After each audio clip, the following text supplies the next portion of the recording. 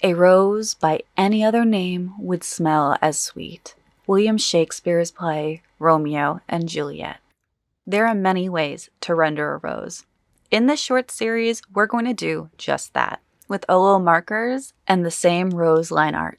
This video will focus on a tattoo style called neo-traditional. If you would like to follow along and render your own rose, you can find it on our website on the resources page. The OLO marker theme we're using today is Vintage Rose. Both of these links can be found in the description below. I've always found tattoos and tattoo styles to be very interesting. It's a very different way of working from a traditional illustration style. Neo-traditional is the style we're working with today, and it's defined by bold lines, bright colors, and a base tone of black. That's something you're going to notice about a lot of tattoo designs that fall within neo-traditional is a lot of the shading, shadows are going to start in black. And that is actually what we're starting here. I'm actually using the RK or red black. This is something that's exclusive to OLO. We worked super hard on it.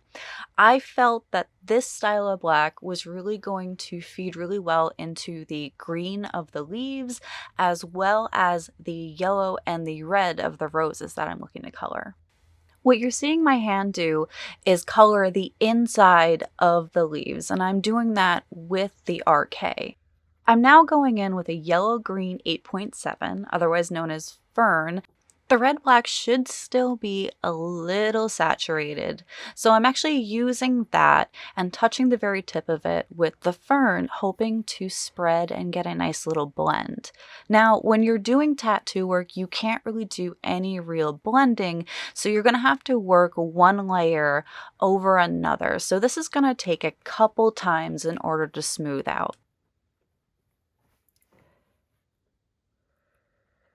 Here I'm swapping out my yellow-green 8.7 for yellow-green 8.5 moss and yellow-green 8.3 lichen. Moss and lichen both have a lower value number, meaning that they're much lighter in tone than yellow-green 8.7 fern. As I'm building up these colors, I'm still trying to maintain the structure of the leaf. So you notice I have divided each leaf in half in order to have the left and right, but also to keep that definition.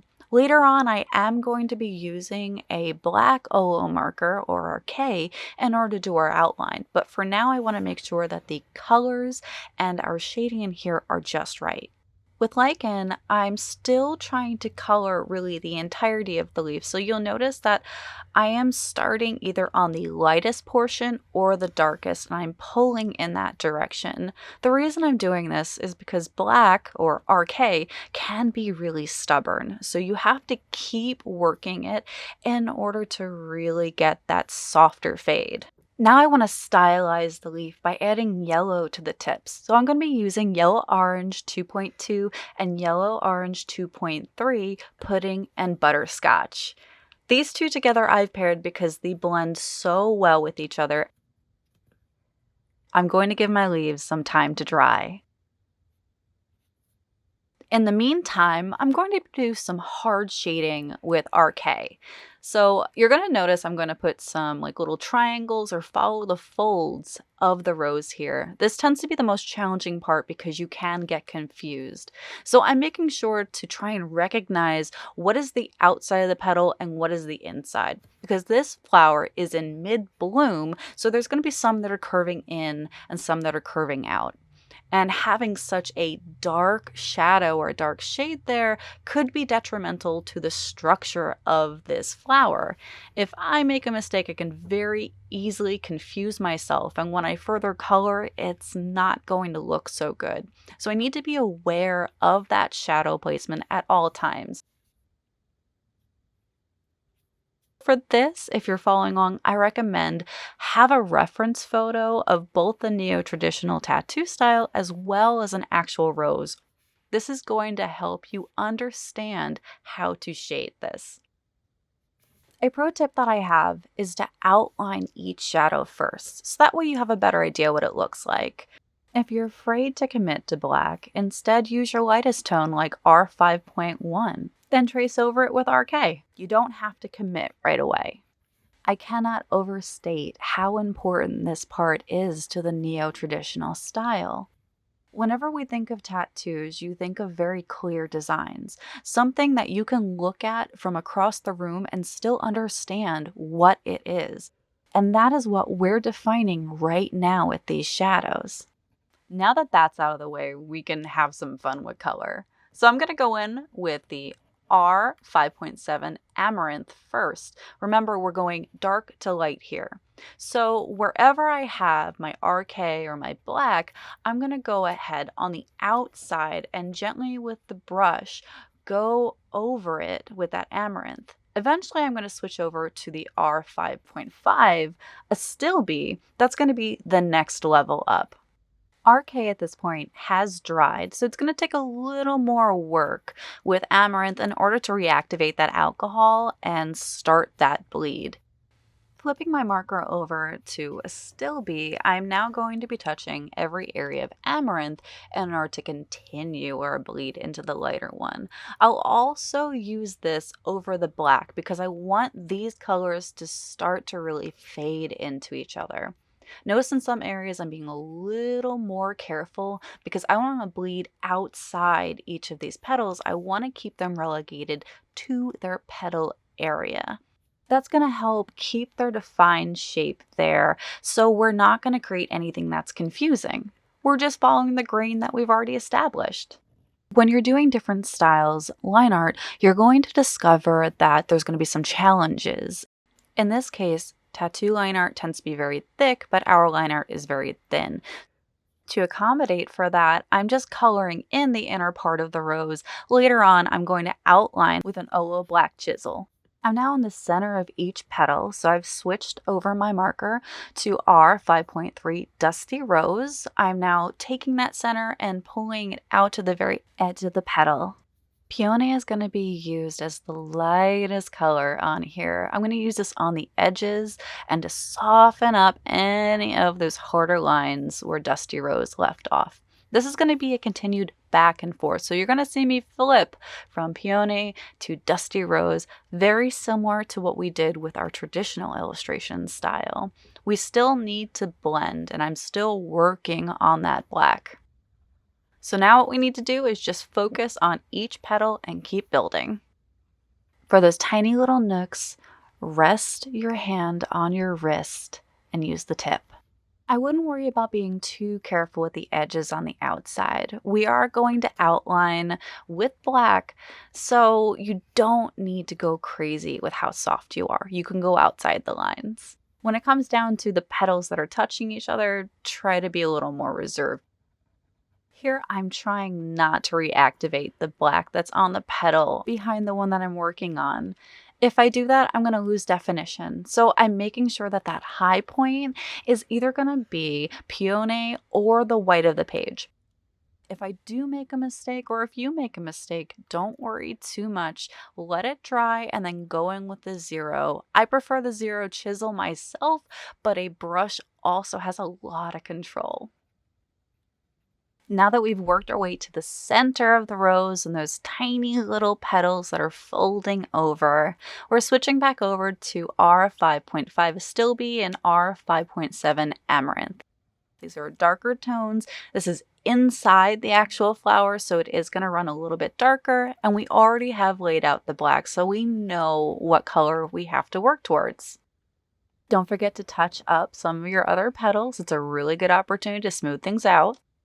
We're going to be swapping a lot between these reds, going right back to Dusty Rose. Again, just going to smooth out and trust the process. It sometimes can be easy to lose sight of it when you're working on such a small space, but don't forget to take a step back and look at what you're doing. It'll become more clear the areas that need a little more blending. This is a great time for us to move to the top rows. So we're going to be coloring that one in yellow, and because we need to start with our darkest, we're going to use something that looks a lot more like a brown or sepia. Oh, sepia, a fine artist's best friend. I'm brushing sepia over the black shadow of my petals.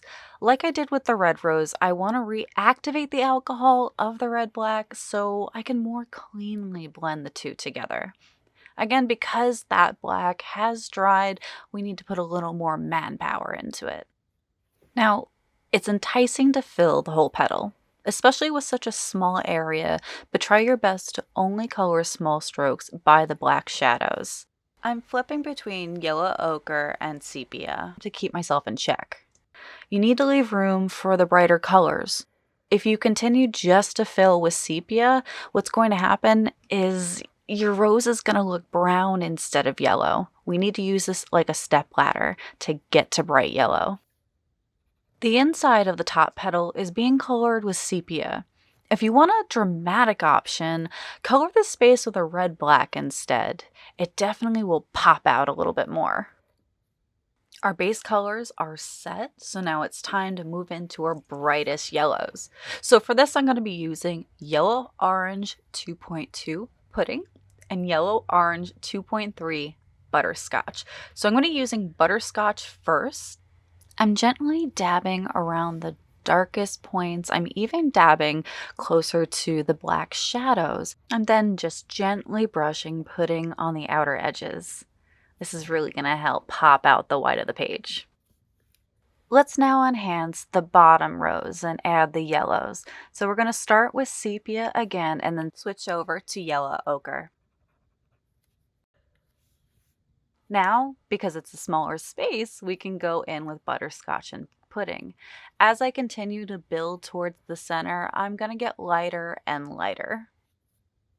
With small spaces like this, you can cheat and fill more of it and not worry about the small nuances as much. Where the rose petals are peeling on the inside, I'm going to use pudding and butterscotch. From edge to edge, I'm going to use butterscotch, and then the center, I'm going to use pudding. I'm going to put them down really at the same time, just keep flipping my markers, that way I'm catching them when they're still wet with the alcohol. That's going to allow it to spread, so it's going to make a lot less work in the long run. Switching back to Yellow Orange 2.5, Yellow Ochre, and Yellow Orange 2.7 Sepia, I'm going to go and better round out that bottom rows as well as the top rows. This is a good chance to go in with sepia and add some of those nice shadows. For the curling petals on the inside of my yellow flowers, I'm going to switch to pink. So red 5.1 Peony and red 5.3 Dusty Rose. So notice that I'm going opposites on each of these. It's so that way they're complementing each other and we know that this is a piece that is cohesive. Let's go back in with yellow ochre and sepia again on the inside of those curling petals. We're gonna basically gold them out. The more we put down, the more it's gonna look a little more rounded and soft. The rose on the bottom hasn't bloomed yet, so we can actually see the leaves that are attached to it. I could have colored this in with the red-black, but I felt like that would be doing a disservice to the leaves that are underneath. Instead, what I decided to do was use G1.4 and G1.7. Separate those two and see that they're on two different planes. And then I go in with butterscotch and pudding so the very tips are yellow. Up to this point, we've really been working with the idea of trust the process. We have been in that ugly state probably right from the get-go. This is what's going to really define this entire piece and really show off that this is neo-traditional tattoo style. When it comes down to inking, like what we're doing here, I really like to use the chisel. As much as the brush is fantastic for coloring, when I want something with a little more precision and something with a consistent line, I fall back on the chisel. I'm using the OLO Pure Black, which is labeled K, and we're going to go around the edge of our roses. Some of these are going to be harder edges, so I'm going to push a little harder, a little faster, and then other areas I'm going to kind of let that edge flow a little bit more. Because I need a lot of precision when doing this, I actually opted to use an OLO half marker. I can hold it in my small hand, and the way that I'm able to twist and let it flow allows me to get more natural looking lines. So if I'm able to twist the marker as I'm coloring, I can get those thick and thin lines that I really need. Some of these areas are not going to be as thick as others, kind of like the inside of the rose here. So I'm trying to be extra careful. In any area that I am unsure of myself, I'm going to do quicker motions. If it is sharp, that is fine. If it's more curved, that is fine. As long as I have thick and thin lines, well, then I've done my job. And what's really nice at this point, you can see that this is 100% a tattoo design. You would never know it's the same line art. This bottom rose is very challenging, so make sure you're using the very, very top edge of your chisel. Now, with our outline in place, we're going to add some detail to the leaves. I'm going down and putting the stem in the middle, just one curved line. If you made any mistakes or went outside those hard lines, don't be afraid to use a 0 and just do a little bit of cleanup. From here, we're going to use Dusty Rose yet again on those inner petals. Yellow-green 8.5 moss is going to act as a shadow. We're going to run that right against our center stem line, and that's going to slowly bleed in and be a little translucent. I'm going to use my pure black OLO half marker again, and I'm going to pull out from that center and make some of those little veins on our leaves. This is a stylistic choice that is very common within neo-traditional tattoo style. And now for the final flourish. I'm going to go back to using my red black for this and gonna love using that brush. We're going to put little dots as if they're stardust and then add little bits of shine. And we're going to do that in basically 4 lines, making a bit of not so much a star shape, but more of a diamond. Flourishes like this add that finishing touch. And with our final lines placed, we have a radically changed line art. We managed to turn it into a neo-traditional tattoo style, something that I certainly have never done before. Did you follow along? If so, share the results with us at olomarker on all of our social media. Please be sure to like, share, and subscribe, and let us know what you thought about this. Check out the previous episode too. I'm Mina from OLO. Have a colorful day.